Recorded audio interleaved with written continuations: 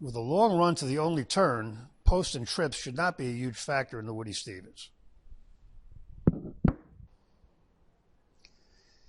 Chancellor McPatrick was a very good 2-year-old, but he hasn't gone on, and the division has caught up and passed him.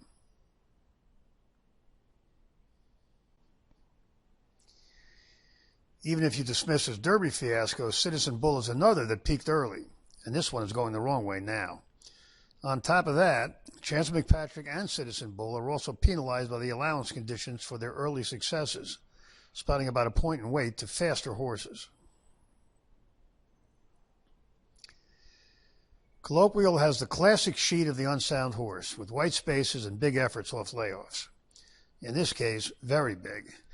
This Colts February figure would almost certainly take this. The question is, how much did that take out of him? Weaver has been smart to space his races, but he could go either way off this pattern, and repeating his last won't do it.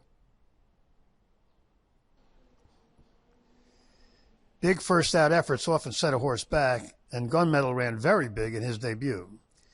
He bounced to the sky at odds-on in his next, then started coming around at Keeneland. This colt has had 2 months rest since then and almost 6 months since the knockout effort, and if Gunmetal is back to himself, he's a serious contender here. Macho Music put in a bunch of decent figures before jumping way forward last time. That almost 4-point top will probably cause a bounce, and at the weights, even a repeat wouldn't be good enough. We like Madigan Road better than Baffert's other horse because this one is at least gradually moving forward. So far, he's too slow. But the caveat is that Baffert has gotten a lot of jump-up tops out of horses shipping to New York. Like stablemate Gunmetal, Patch Adams ran big late last year, then went backwards before coming back to his best last time.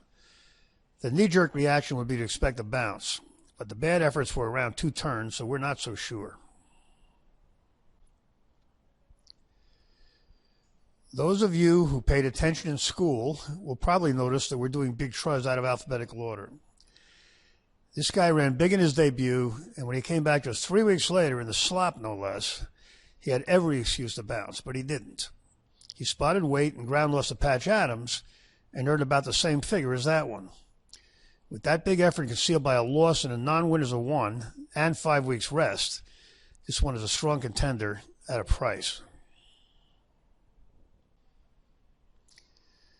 We don't like yesterday's heroes in the Woody Stevens. We do like Big Truz, and we'll use Gunmetal and Patch Adams. We're not brave enough to throw out Colloquial, but we don't really believe we'll get the boarding line on him.